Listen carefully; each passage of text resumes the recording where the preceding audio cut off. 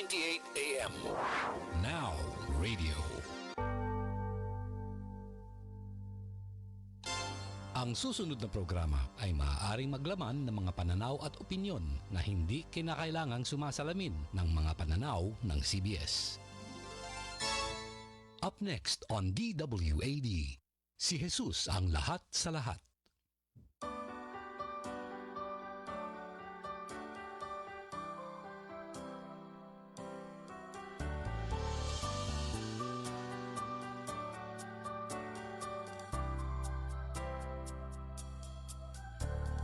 Gagawa ang Diyos ng daan sa buhay ko.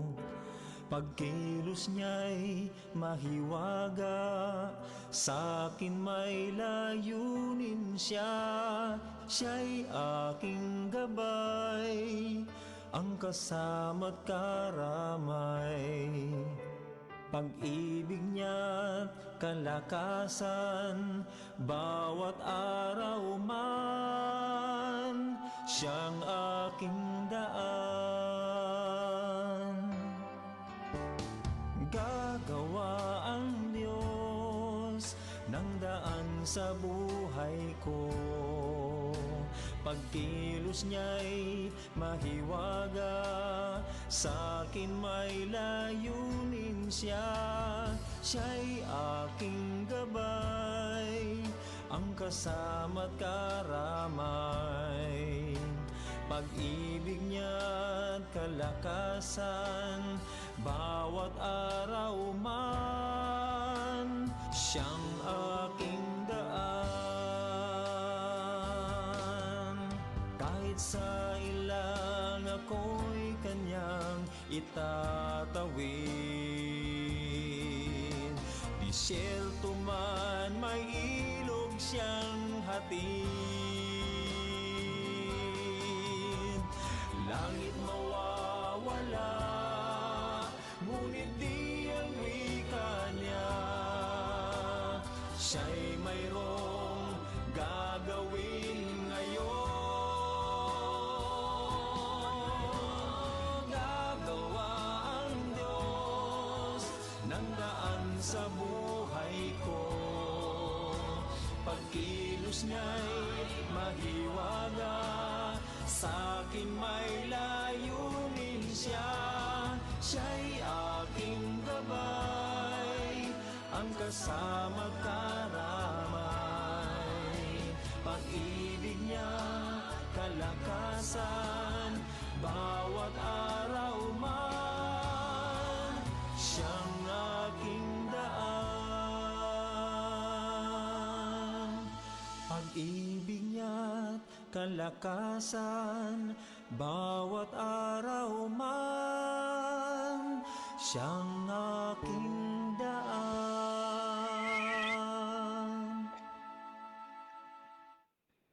Amen. Isang maganda at pinagpalang umaga po sa ating mga minamahal na tagapakinig.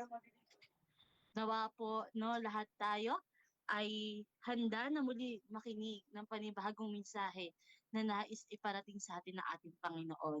Muli po, tayo po ay nasa programang si Jesus ang lahat sa lahat na nagdadala at napapakinggan niyo po every Monday to Sunday tuwing ganap na 8:00 na kung saan po laging dala ang salita ng ating Diyos, pag-asa at kalakasan sa bawat isa po sa atin. Kaya naman po, nagpapasalamat po kami patuloy sa Panginoon sapagkat muli po tayong binigyan ng pagkakataon upang magkatipon at sa pamamagitan nito ay maipahatid po natin ang mensahe ng ating Panginoon. Kaya naman po sa ngayong umagang ito, nawa po ay samahan niyo po kami at sabay-sabay natin pagnilayan ang mensahe na nais po ng ating Panginoon na syempre hindi lang natin mapakinggan, kundi maging aral sa bawat isa. Amen. Bago po tayong lahat na lumagay sa mensahe ng Panginoon, tayo po muna ay manalangin. Anayahan po natin ang pagsama ng ating Panginoon sa umagang ito. Hallelujah, Lord. Tunay na ikaw ay mabuti, ikaw ay tapat, ikaw ay dakila, O Diyos. Tunay na hindi ka nagbabago, hindi ka nagkukulang, Panginoon, at higit sa lahat, Panginoon, hindi ka nagpapako ng iyong mga pangako, Lord God. Sa oras na ito, Panginoon, kami, Panginoon, ay humingi ng kapatawaran sa lahat ng aming managawang kasalanan. Tumayo po sa isip, sa salita at sa gawa, Panginoon. Sinasadya man namin o hindi, Panginoon. Maliit man ito, malaki, Panginoon. Namin po itong inihingi ng kapatawaran sa iyo, Lord God. Patuloy, Lord God, na samahan mo ang bawat isa. Ikaw ang gumabay, Panginoon, sa oras na ito. At nawa, Panginoon, mangusap ka sa bawat isang mga anak mong makikinig ng iyong salita, O Lord God. Sa iyo po namin ang tinataas, ang pinakamataas na papuri at pasasalamat sa tanging pangalan mo lamang, Jesus. Amen and amen. Amen. Grabe, Ate Judy Ann, talagang tunay na mabuti ang ating Panginoon. Ngayong umaga po, di na natin patatagalin, Ate Judy Ann, dahil medyo maganda yung mga tatalakayin natin ngayon dahil tumutukoy ito, no? Lahat tayo parang gusto natin kapag nangako ang ating Panginoon talagang iba, no? So ang topic po natin ngayon ay tungkol ang mga pangako ng Diyos ay hindi pangako ng tao. So marami sa ating nakakaranas na ang pangako ay hindi natutupad. Sabi nga nila, no, huwag kang magtiwala sa tao, huwag kang maniwala kapag ang tao ay nagsabi kasi minsan hindi talaga nangyayari. May mga taong nangangakong nananatili ngunit umaalis. May mga nangangakong tutulong ngunit nawawala. May mga nangangakong hindi tayo sasaktan, no? Ngunit may mga taong nananakit. So dahil sa mga karanasang ito, minsan nadadala natin yung ating pagdududa maging sa ating Diyos.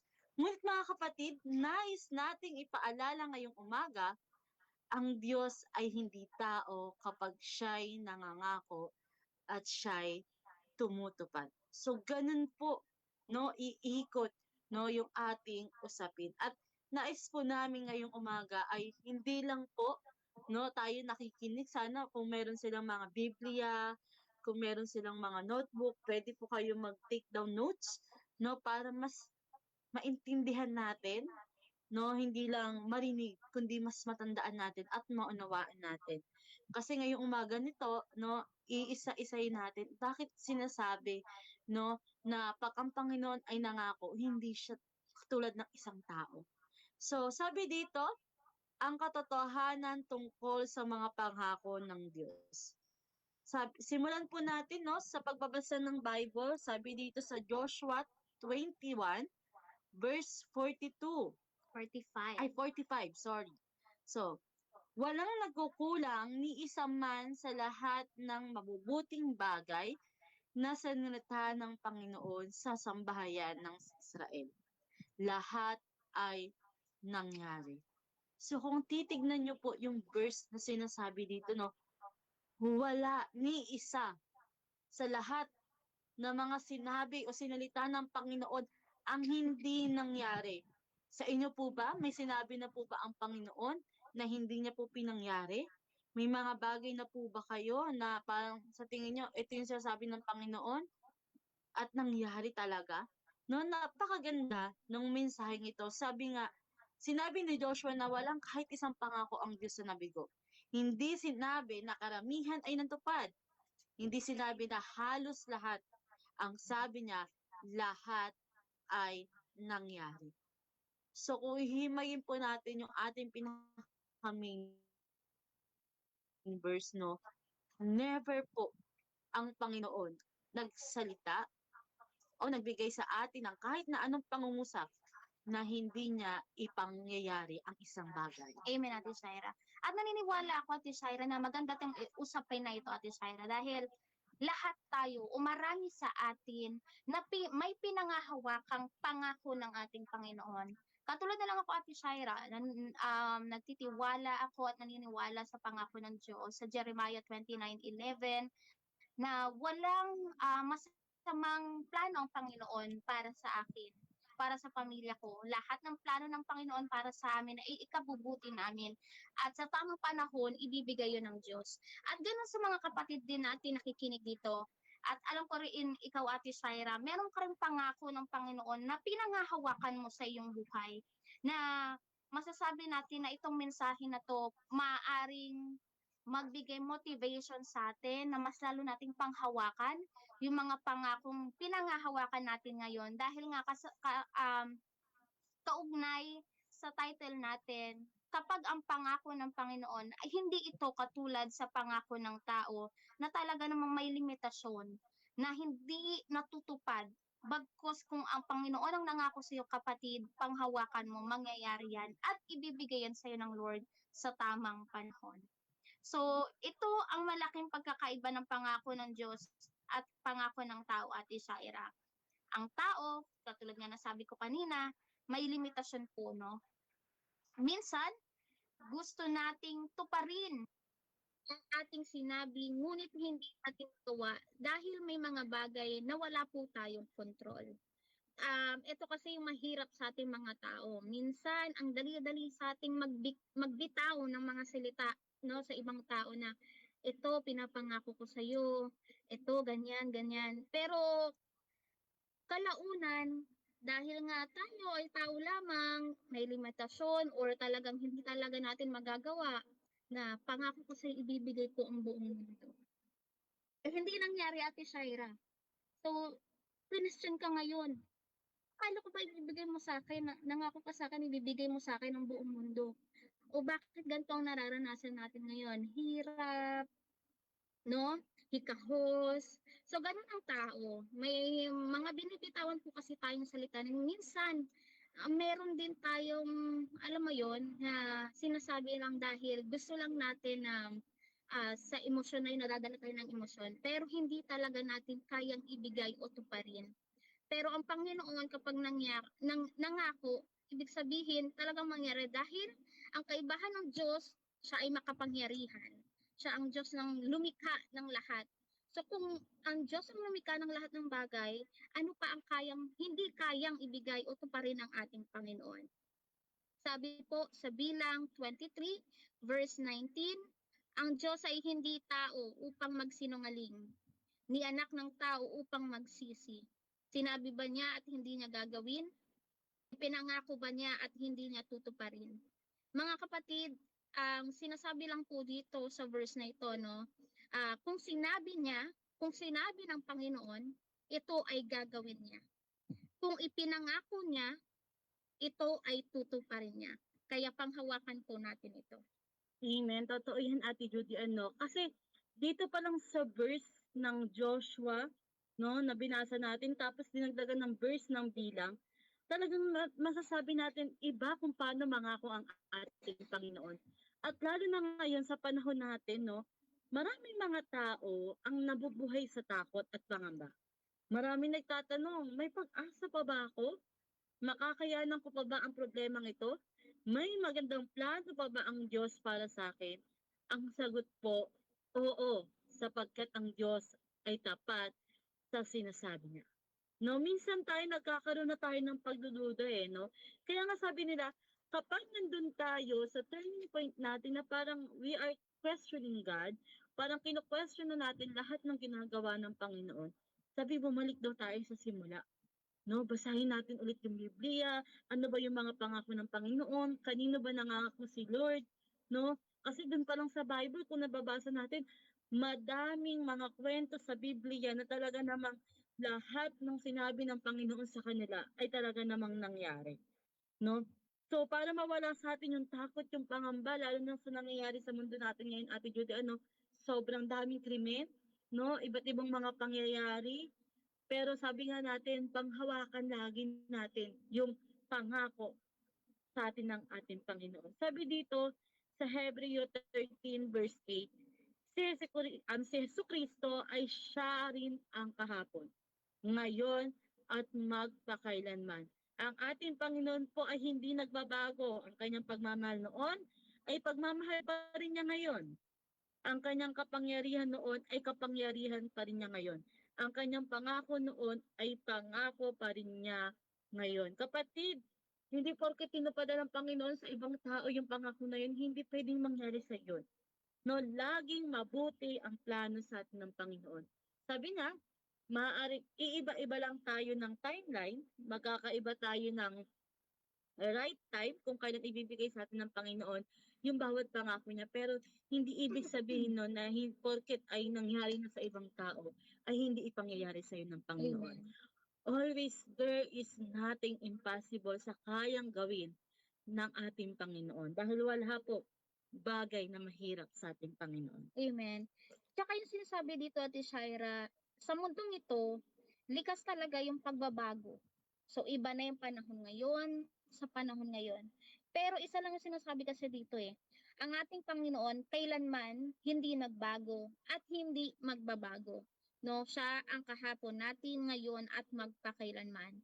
Mga kapatid, huwag nating sukatin ang Diyos ayon sa ating karanasan bilang tao, no. Kung may mga taong nangako at ito ay hindi tinupad or nabigo sa mga pangako nila, hindi ibig sabihin na ang Diyos ay magbibigo rin ng kanyang mga pangako sa atin. Sapagkat, sino ba po ba ang ating Panginoon? Ang Diyos na ating pinananampalatayanan ay banal, tapat, at mapagmahal. So, ang Panginoon po, no, siya po ay tapat sa kanyang mga pangako. Kung mababasa nga po natin yung iba't ibang kwento sa Biblia, talaga namang makikita natin kung gaano katapat ang Diyos sa mga binibitawan niyang salita. Ni wala po tayong mababasa sa Biblia na talagang hindi pa tinupad ng Panginoon, no? Base po sa mga sinasabi niya, talagang mababasa natin yung kabutihan at katapatan ng ating Panginoon. Pangalawa, Ate Shaira, no?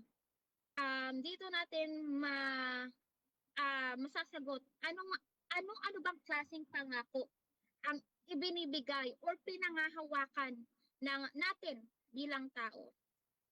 Marahil ito po ay pangako ng kagalingan.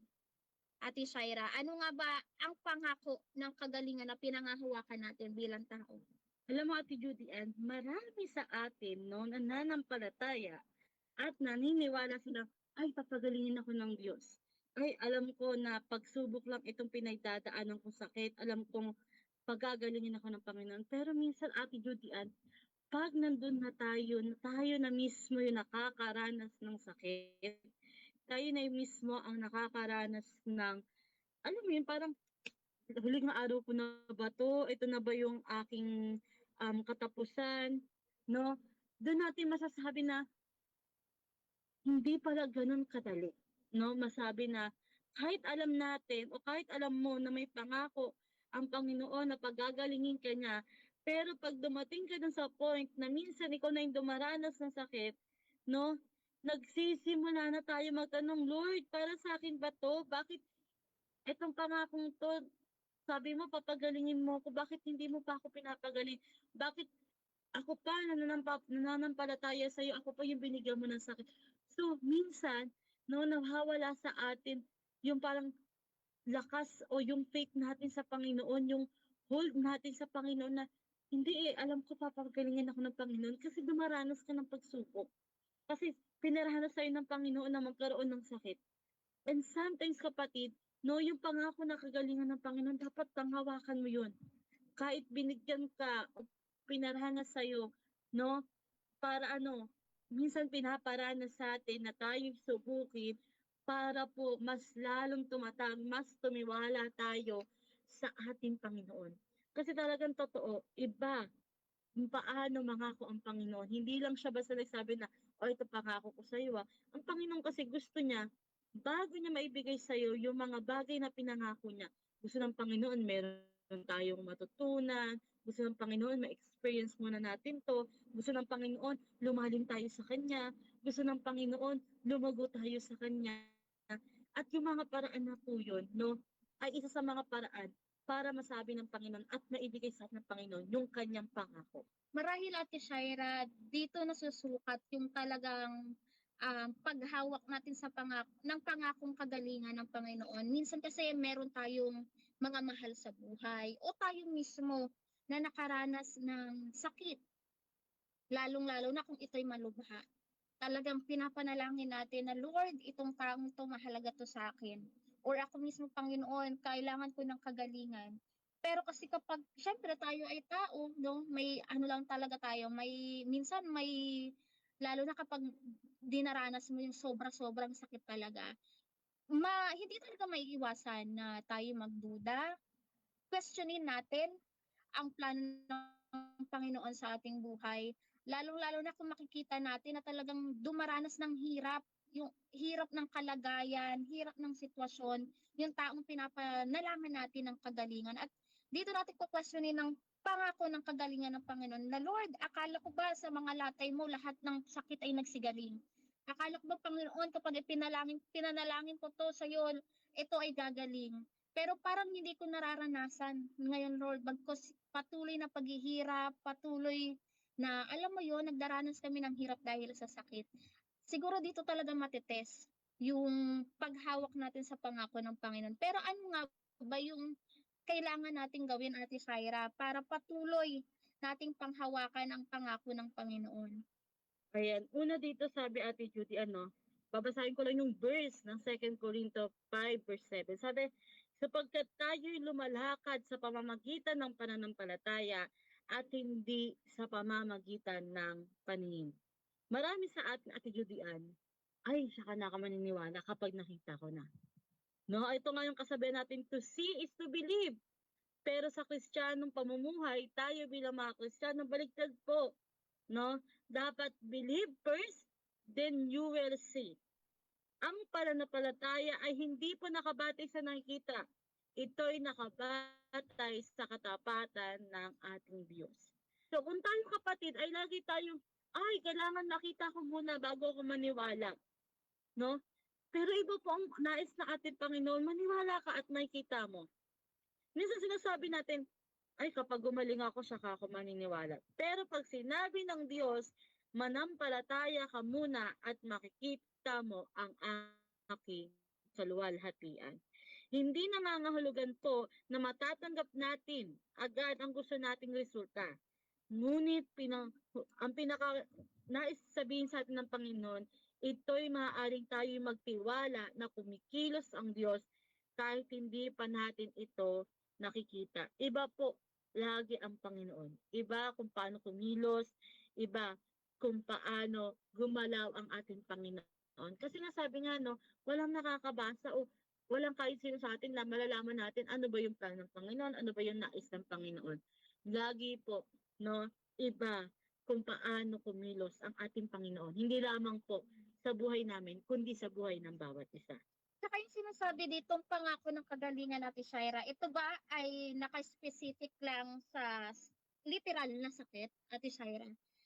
Ito rin minsan, no, papasok din dito yung sinasabi nating spiritual healing. Kung ikaw man ay nanghihina, alam mo yon, no, nalalayo ng landas, emotional healing, dahil siguro may mga sugat sa puso mo na gawa pa ng nung past na mga karanasan mo.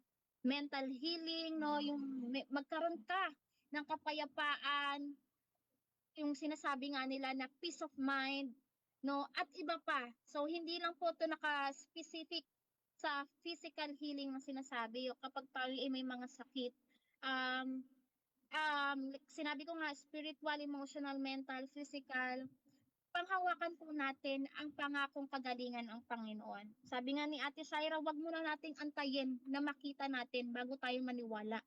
Maniwala muna tayo at doon ipaparanas ng Panginoon kung gaano siya katapat. And you will see, kapatid, na eventually you will get healed. Mapapagaling ka ng ating Panginoon. Amen. Kasi alam mo, Ate Judy, no, ito yung minsan mahirap sa atin.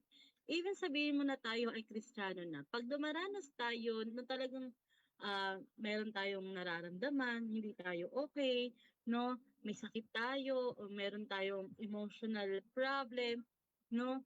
Even yung financial problem, no? Parang minsan nalilimutan natin yung mga narinig nating salita mula sa Panginoon. Minsan nalilimutan natin yung pangako sa atin ng Panginoon. Kasi dumaranas tayo no, na mga bagay na hindi natin unexpected, no, mga bagay na sinusubok tayo. So minsan tayo, nawawala sa atin yung, "Ay hindi, may pinangako sa akin ng Panginoon." Minsan nalilimutan natin, may pinangako ba sa akin ang Diyos? Pero kapatid, sabi nga, ano ba yung nais natin paniwalaan? Yung nararamdaman natin o yung sinasabi sa atin ng Diyos? Kasi 'pag sinabi ng Diyos na hindi ka niya iiwan, maniwala ka, 'no? Kahit tila nag-iisa ka, 'pag sinabi ng Diyos hindi ka niya iiwan, hindi ka niya iiwan. Kapag sinabi niya may pag-asa, maniwala ka na tila kahit wala kang nakikita na daan na nandito sa sabi ng Panginoong pag-asa, maniwala ka. Dahil ito ang tunay po na pananampalataya, 'no? Kahit sa mga bagay na parang tingin mo hindi mo naman nakikita na may nangyayari ba, may nababago ba, pero sabi ng Panginoon maniwala ka. Kasi iba po, 'no, kung paano sa atin ng Panginoon. Iba yung kaparaanan ng Panginoon kaysa po sa kaparaanan natin bilang mga tao. Kaya kapatid, kung ikaw man ay may karamdaman ngayon, huwag mong hayaan na ang sakit ang magdikta ng iyong pananampalataya sa ating Diyos. Tunay na mas malakas ang salita ng ating Diyos kaysa kung ano ang kalagayan o sakit mo ngayon. Oo, mahalaga ang magpagamot, ang pagsunod sa payo ng doktor, pero ang Diyos maaari ring gumamit ng mga doktor, gamot at iba-iba pang paraan upang magdala ng kagalingan.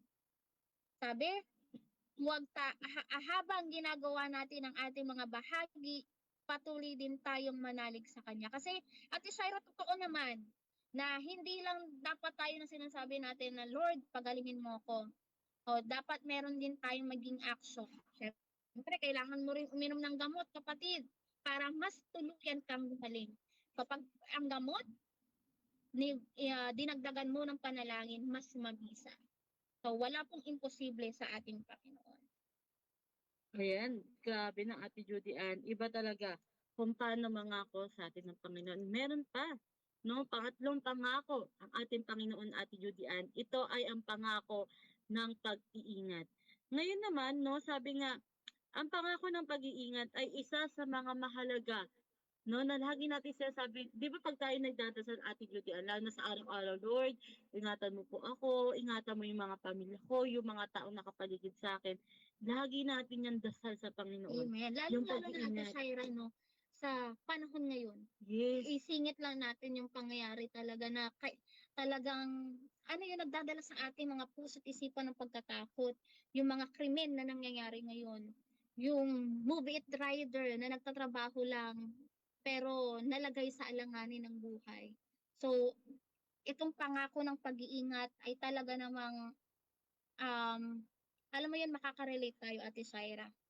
Sobra, Ate Judy Ann, no? Sabi ko nga, sa dami ng nangyayari ngayon, sa daming mga kaguluhan, krimen, insidente, na parang mapapasabi kang, Lord, thank you every day sa pag-iingat mo, hindi lang sa akin, no? Maging sa pamilya ko, sa mga bawat nagtatrabaho, no? Kasi sabi ko nga, totoo nakakalungkot na makita mo na parang mababasa mo, mapapanood mo sa balita na, teka lang, parang iba na yung mundo ngayon. Sobrang nakakatakot na parang kahit sa sarili mong bahay, di mo, o paglabas mo ng bahay, kahit sa lugar niyo, hindi mo alam kung ligtas ka ba, no? O sa loob ng eskwelahan, ligtas ba yung mga mag-aaral natin? Kasi, di ba kahit sa loob ng school, may mga krimen na nangyayari. So parang, sabi ko, napakahalaga na lagi tayo nagpipray ng gabay at pag-iingat ng Panginoon. Kasi Amen. hindi talaga natin alam yung mga posibleng mangyari sa atin, no? Maaari yung mga magulang, sabi nga, may mga nababasa din ako through social media na sabi nila, parang takot na nila papasukin yung mga anak nila, no, sa loob ng paaralan. Dahil sabi nga, kung dati yung paaralan, maituturing natin isa sa mga mapapasabi nating maiingatan yung mga anak natin, pero sa mga nangyayari ngayon, nakakalungkot lang. No? Pero sabi nga, kapatid, patuloy tayong manalig at magtiwala na may pangakong pag-iingat pa din ang Amen. Panginoon. No, kaya nga sa bawat araw po na dumaraan sa atin, huwag nating kalimutan, no, hingi tayo lagi ng protection mula sa ating Diyos. Amen. At alam mo yun, Ate Shaira, totoo yun, na kada paggising mo sa umaga, huwag mo kalimutang manalangin ng proteksyon. Lalong-lalo na ngayon, bilang tao, Ate Shaira, sa sarili ko na lang din. Talagang matatakot ka na lumabas kasi hindi mo alam kung anong pwedeng mangyari sa iyo. Hindi mo alam sa paglabas mo lang, paghakbang mo lang sa labas ng bahay, hindi mo na alam kung anong mangyayari. So tama yun, Ate Shaira, na hingin natin yung paggabay at proteksyon ng Panginoon. Talagang selyahan natin yung panalangin natin na, Lord, proteksyonan mo ako, hindi lang ako, buong pamilya ko, lalong-lalo na sa mga nagtatrabaho, sa mga nag-aaral, alam mo yun, sa laging wala sa bahay. Kasi iba na talaga ang panahon ngayon. Pero binigyan tayo ng verse ng Panginoon na pwede nating panghawakan. Ito ay yung ikalawang Timoteo verse 1 to 7, Ate Shai. Sabi ng Diyos, sapagkat hindi tayo binigyan ng Diyos ng espiritu ng pagkatakot, kundi ng kapangyarihan, pag-ibig at pagpipigil sa sarili. Ibig sabihin, kapatid, ang takot ay hindi dapat ang mamuno sa ating buhay. Ang dapat manguna ay ang ating pananampalataya sa ating Panginoon. Oo, nandyan ang mga trahedya. Andyan ang mga nagbabadyang mga taong maglalagay sa iyo sa kapahamakan. Andyan yung mga aksidente, yung mga hindi pang magandang pangyayari. Dito sa mundong ito, hindi natin ito maiiwasan. Pero tandaan natin, higit sa lahat, meron tayong Diyos na kasubaybay sa atin 24/7. Bawat segundo, minuto, oras, araw ng buhay mo, kapatid. Kaya naman, hingin mo lagi ang proteksyon at paggabay ng Panginoon. At tsak, walang mangyayaring hindi maganda, hindi lang sa'yo, kundi sa buong pamilya mo. Amen. At yun din sabi dito sa awit 91, verse 1 to 2. Siya ang tumatahan sa lihim ng dako ng kataas-taasan, ang mananatili sa lilim na makapangyarihan sa lahat. Aking sasabihin tungkol sa Panginoon, siya ang aking kanlungan at ang aking kuta. Diyos ko ang siyang aking pinagtitiwalaan. Napakaganda ng salitang kanlungan. Kapag may mga bagyo na nagaganap o bagyo sa buhay mo, no, na minsan may mga panganib, naghahanap tayo ng ligtas sa lugar. Ganon din po sa ating spiritual na buhay, ang Diyos ang pinakaligtas na ating kanlungan. No? So, hindi lang naman po tayo nagkakaroon ng struggle, no? Hindi lang hindi lang natin sinasabi na, Lord, ingatan mo kami physically. Syempre, pakailangan din natin na, Lord, ingatan mo yung aming spiritually na hindi mawala sa iyo, no, na hindi kami mawala sa iyo, Panginoon. At talaga naman laging iba kung paano ang Panginoon kumilos sa buhay natin. At doon natin makikita, no, kung grabe yung pag-iingat, no, yung paggabay sa atin ng Panginoon, lalo na sa bawat araw na dumaraan. Na sabi nga, no, maging kanlungan natin yung ating Panginoon sa anumang mga pinagdadaanan natin o nasa ang sitwasyon man tayo ng buhay natin, higit na si Lord yung pagkatiwalaan natin. Kasi wala naman tayo ibang dapat asahan. Wala tayong iba. Pwede tayong umasa sa tao, pero higit po, no, na umasa tayo sa Panginoon. Dahil mabuti ang nais ng Panginoon para sa ating buhay. Siguro, Ate Shaira, isingit lang natin yung gawa ng Panginoon sa buhay ni na Shadrach, Meshach at Abednego. Alam naman natin na sila, no, ay naparusahan, no. Sabi dito, hindi inalis ng Diyos ang apoy kina Shadrach, Meshach at Abednego. Ngunit anong ginawa ng Panginoon? Sinamahan niya sila sa loob ng apoy. So ibig sabihin, hindi napahamak, no? Nandun ang pag-iingat ng ating Panginoon. Hindi inalis ng Diyos ang hukay ng mga leon para kay Daniel. Ngunit isinara niya ang bibig ng mga leon. So dito sa dalawang to, no, na ipapakita nito na ang presensya ng Diyos ang nagbibigay sa atin ng tunay na proteksyon at kapanatagan. Na kapag ang Diyos na ang kasama natin, walang sino man ang makapagdulot ng masama sa ating buhay. So ang pag-iingat, ang proteksyon ay laging sa Diyos natin makakamtan. So ibig sabihin, kapatid, sa Diyos natin hingin ang pag-iingat. So dahil nangako na nga ang ating Panginoon, panghawakan po natin ang kanyang pangako ng pag-iingat. Amen. At minsan may mga bagay o may mga himala ang Diyos na hindi lamang natin talaga nakikita. May mga himalang hindi natin namamalayan. May mga aksidenteng hindi nangyayari. May mga sakit na hindi lumalala. May desisyon na hindi natin ginawa dahil ginabayan tayo ng Diyos. May pagkakataong inililihis tayo ng Panginoon sa kapahamakan kahit hindi natin to alam. Kapag binalikan natin yung ating boy, Ate Judy, mapahapasabi ka talaga na, Lord, kung hindi mo ako iningatan noon, baka wala na ako ngayon. No, dun pa lang sa katagang yun. Oo nga, no, kung walang pag-iingat ng Panginoon, simula nung ako sinilang hanggang ngayon, baka wala na ako dito. Pero dahil nga tapat ang Panginoon na nangako na tayo kanyang iingatan sa lahat ng oras, sa lahat ng panahon, talaga naman patuloy natin tong nararanasan. Amen. So, Ate Shaira, no? Naalala ko ang sinabi sa awit, verse 121 to 121 verse 7 to 8. Iningatan ka ng Panginoon sa lahat ng kasamaan. Iingatan niya ang iyong buhay, iingatan ng Panginoon ang iyong paglabas at pagpasok mula ngayon hanggang magpakailanman. At ito yung sinasabi natin na napakagandang pangako. Hindi lamang ngayon, hindi lamang bukas, kundi habang po tayo ay nabubuhay dito sa ating mundo. So, may dalawang pangako na tayo, Ate Shaira, na talaga namang panghako ng Panginoon na dapat nating panghawakan. Pangako ng kagalingan at pangako ng pag-iingat. Ano pa ba yung isang pangako ng Panginoon, Ate Shaira? Ayan, Ate Julian, ito isa to sa pinakamaganda, no? Ito yung pangakong walang makakapaghiwalay sa atin sa pagmamahal ng Diyos.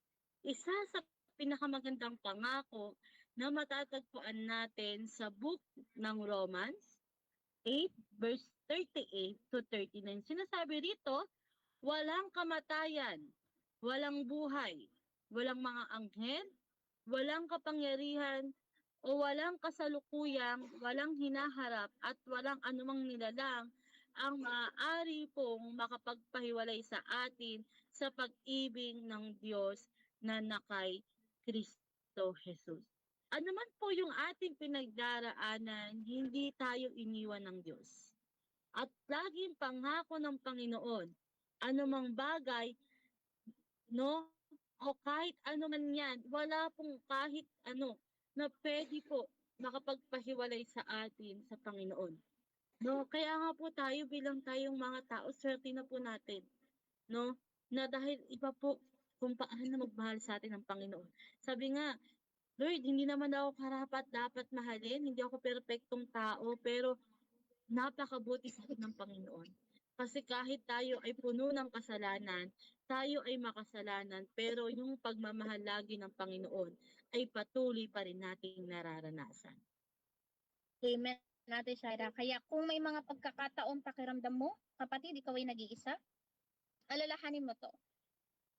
Feelings can change, but God's promises never change. Hindi nagbabago ang pangako ng ating Panginoon. Maaaring magbago ang ating emosyon, ang ating sitwasyon, ngunit ang katapatan ng Diyos ay hindi kailanman magbabago, kapatid. So, ano ang dapat natin gawin, Ate Shaira? Ayan, totoo Ate Judy, sabi nga, tandaan natin, no, mga kapatid, paano natin maisasabuhay ang pangako na ito? Una po, magsimula tayo sa panalangin araw-araw. Ito po yung dapat hindi mawala sa atin, no. Ikalawa, syempre magbasa tayo ng salita ng ating Panginoon dahil isa to sa nagpapalakas ng ating pananampalataya. Ikatlo, mamuhay na may pagsunod sa Kanya.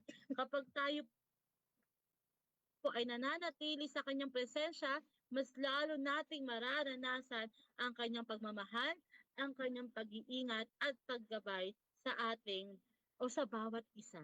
No, kaya naman kapatid, no, sabi nga kung minsan nararamdaman mo parang tingin mo mag-isa ka, nalulungkot ka, lagi ka lang bumalik sa Panginoon. Lagi mong hanapin yung presensya ng Panginoon. Kasi baka minsan, kaya dati nararanasan yun, ay nagkukulang na tayo. No, nawawala na sa atin yung presence ng ating Panginoon. Amen. So, kapatid, may pagkakataon ba sa buhay mo, sa buhay natin na malinaw mong nakita ang pag-iingat ng Diyos?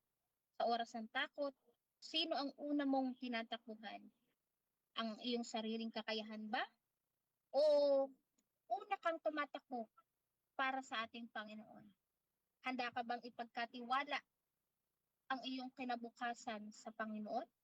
Mga kapatid, tandaan natin na ang tunay na seguridad ay hindi matatagpuan sa pera, trabaho, o mga ari-arian.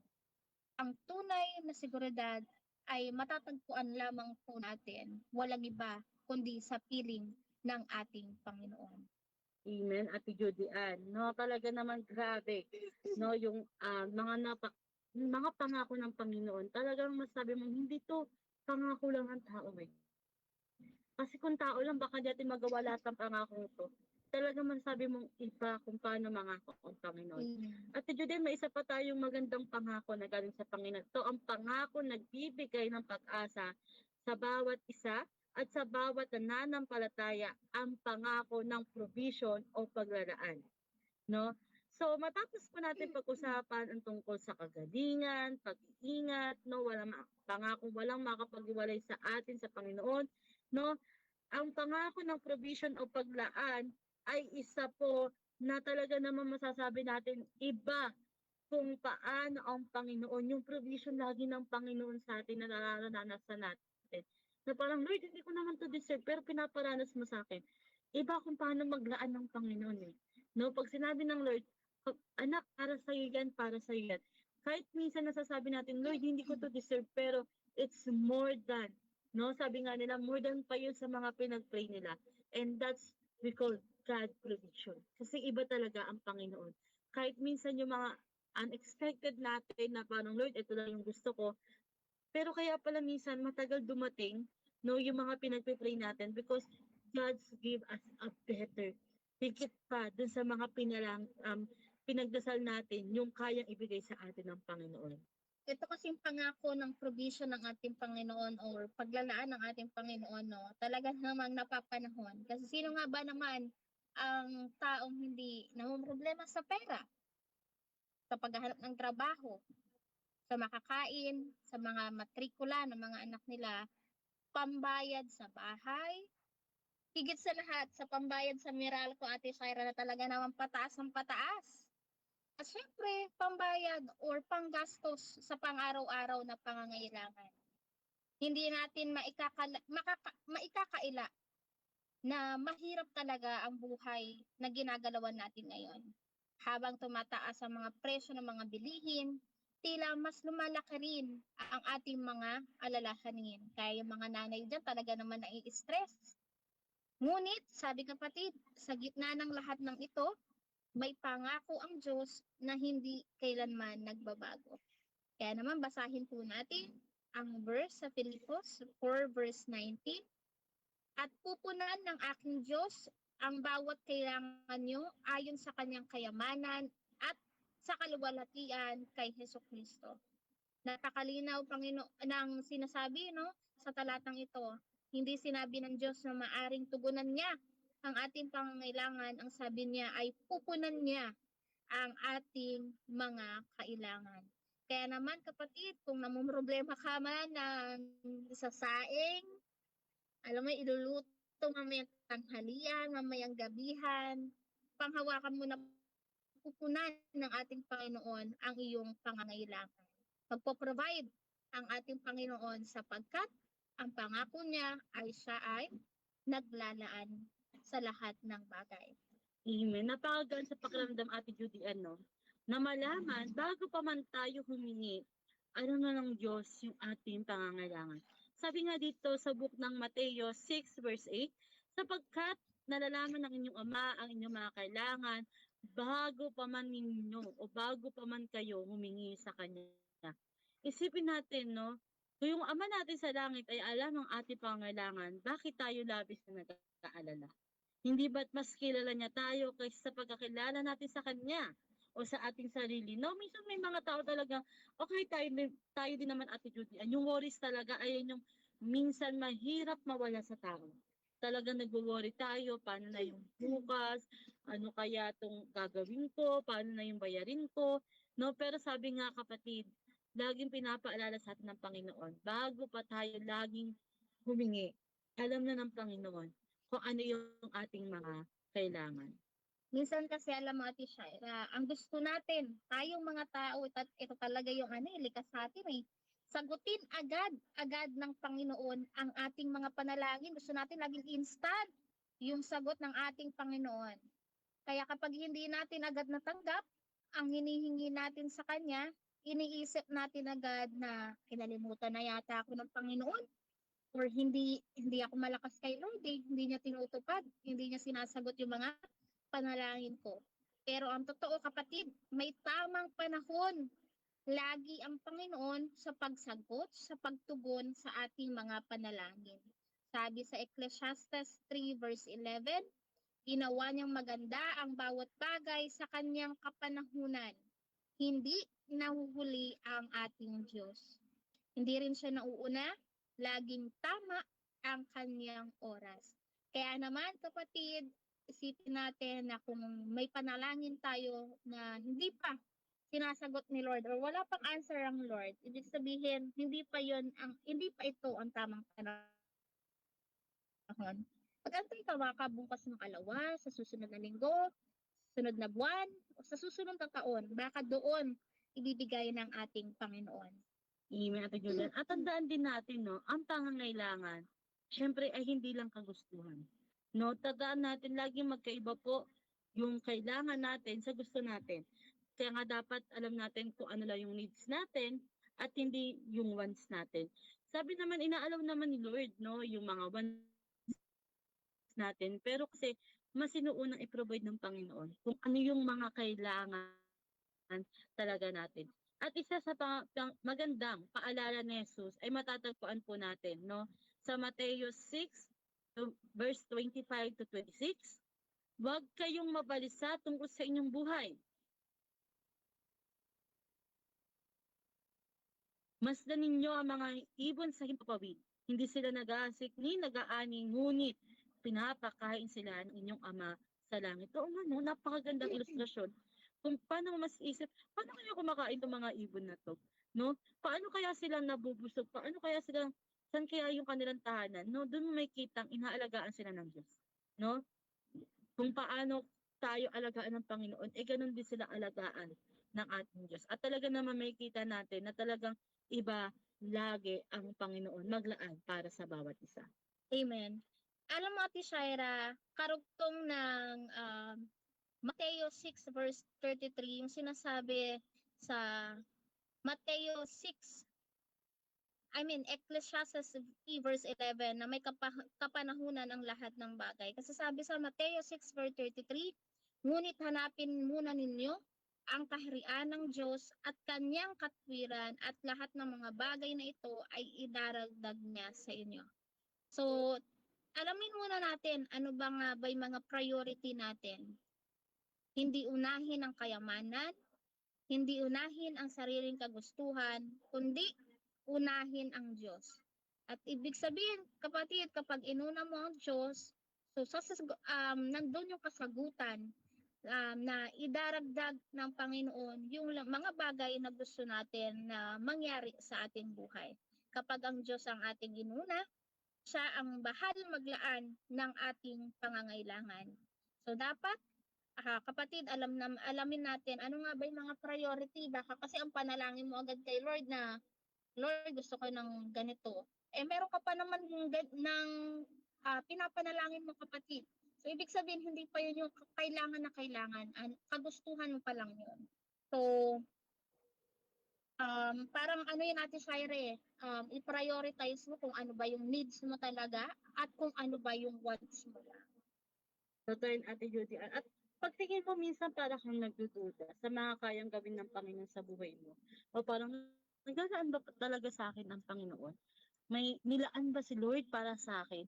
Minsan kapatid, balikan mo yung mga kasaysayan sa Biblia, no? Una, hindi pinabayaan ng Diyos si Abraham. Hindi niya pinabayaan si Isaac. Hindi niya pinabayaan si Jacob. So, doon pa lang sa mga kwento sa Biblia, makikita na natin kung gaano kabuti ang Panginoon. Hindi niya pinabayaan ng mga Israel, no? Pinakita ng Panginoon kung paano siya gumawa ng mga himala, yung mga bagay na to, no? Doon pa lang makikita na natin, no? Kung tayo po ay nagbabasa ng Biblia, makikita natin, grabe yung provision. Paano maglaan ng Panginoon sa bawat tao na nandoon sa kwento sa loob ng Biblia. Paano pa sa ating mga tao? Siguro naman po tayo, lahat tayo, naranasan na natin yung provision ng Panginoon. Amen. No? At iba talaga kung paano natin titingnan yung ating buhay noon sa buhay natin ngayon. Masasabi natin, talaga naman, God provide all our needs. No? Parang sabi nga, through generation, iba kung paano maglaan ng Panginoon sa bawat isa sa atin. Talaga naman, sabi nga, siksik, liglig, at umaapaw na pagpapala, yung lagi ibinibigay sa atin ng Panginoon.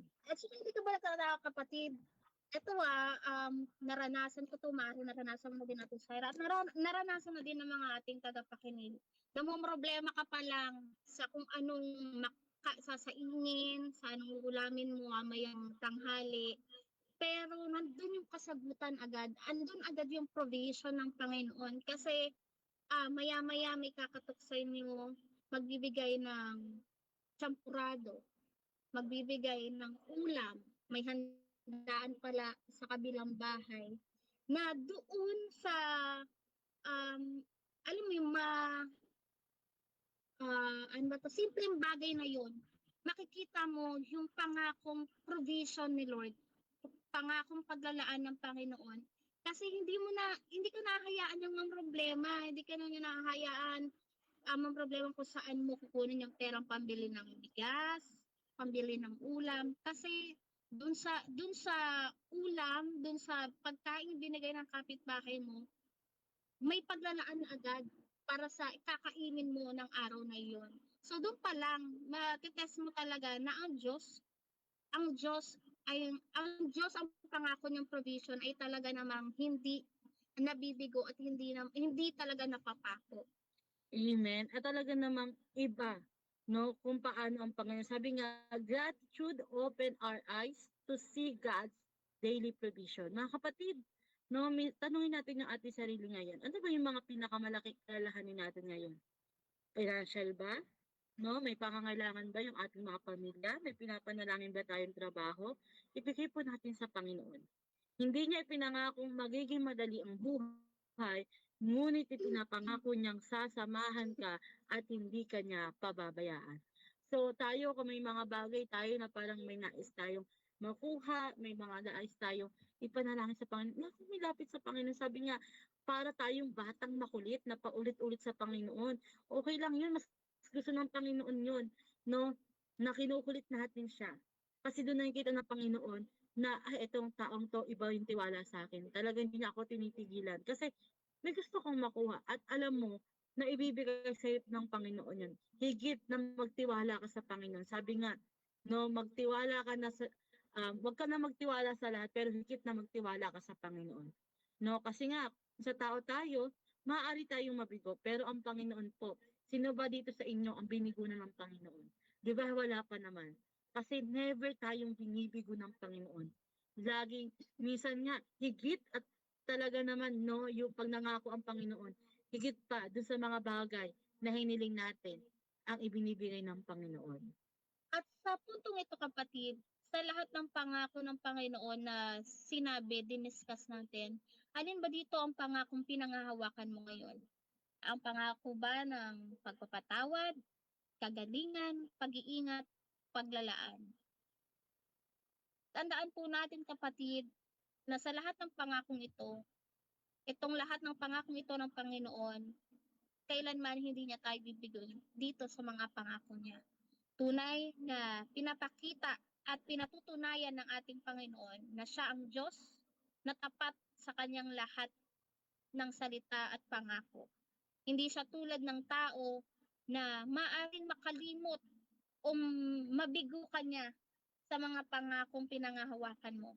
Dahil sabi nga sa Bilang 23 verse 19, ang Diyos ay hindi tao upang magsinungaling, ni anak ng tao upang magsisi. Sinabi ba niya at hindi niya gagawin? Nagsalita ba siya at hindi niya tutuparin?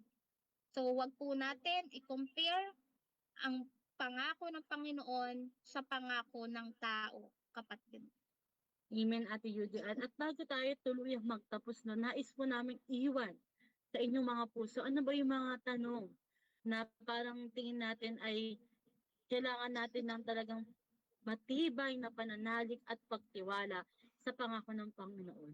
Sabi niya, marahil ito ay kagalingan, marahil ito ay trabaho, kapayapaan, no, pananampalataya ng pananampalataya, no, o anuman iyon, huwag po tayong sumuko. Patuloy tayong manalangin, patuloy kang magtiwala, patuloy kang lumakad kasama ang Diyos.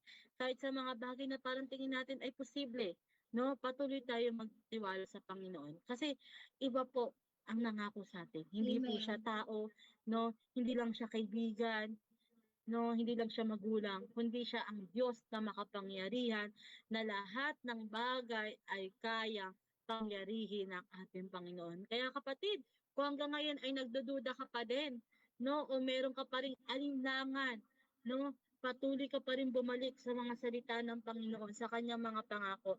Dahil tunay po, no, walang mga bagay na hindi kayang gawin ng Panginoon. Amen. Lahat ng ito ay talaga namang masasabi natin, nothing is impossible in God.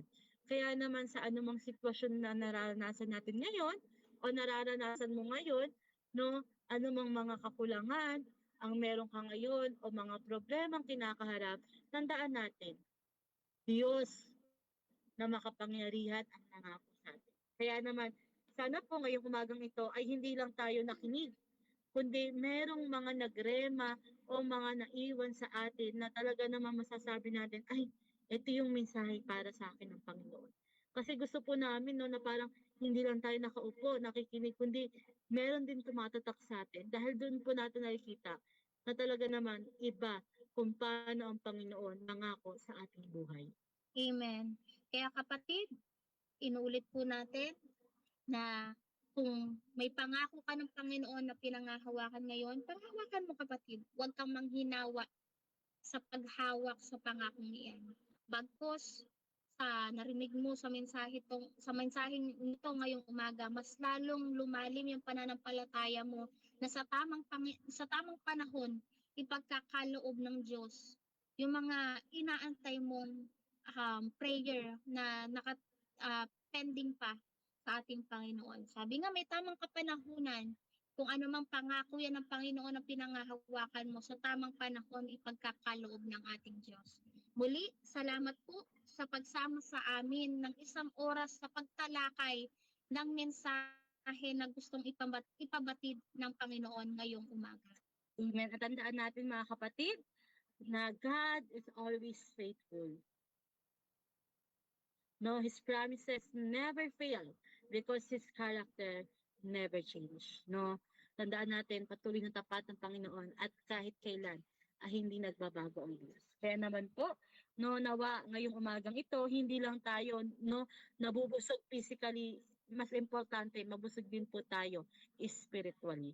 Kaya naman po, bago tayo magtapos, inaayahan ko po kayo sa isang panalangin. Yes, so hallelujah Panginoon. Lord, tunay na nag-aalala kami ngayong umagang ito, Panginoon Lord God, na muli, Panginoon, ay nakasama ka namin, Panginoon Lord God. Lord, salamat, Panginoon Lord God, sa umagang ito, Panginoon. Nakikita namin kung gaano ka kadakila, kung gaano ka katapat sa buhay namin, Panginoon Lord God. Patuloy na pinaparanas mo sa amin, Panginoon, ang kilos at gawa mo sa buhay namin, Panginoon Lord God.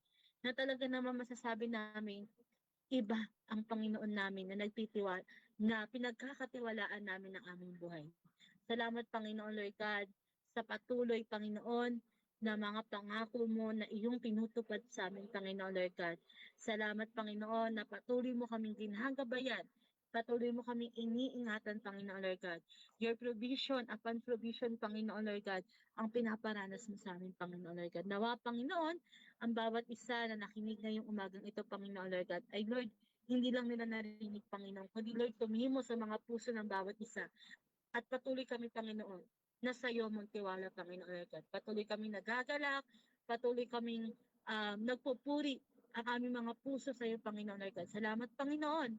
Nawa Panginoon Lord God, maging ang bawat isa, Panginoon, ang nandito, pagtuloy mo kaming pag-ingatan at gabayan, Panginoon. Salamat, Lord.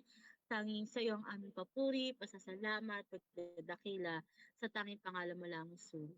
Amen and amen. Amen. Kaya po, sa lahat po ng nakasama namin ngayong umaga, binabati po ulit namin kayo ng isang maganda at pinagpalang umaga po sa lahat. Gayon din po, binabati rin namin ang aming mga head pastor, Pastor Rolly and Pastora Aida ng isang maganda at pinagpalang umaga. Gayon din po sa mga pastor namin sa iba't ibang bahagi ng JCAM. At sa lahat po ng mga tagapakinig, God bless everyone! Pagkilos niya'y mahiwaga, sa akin may layunin siya. Siya'y aking gabay, ang kasama't karamay. Pag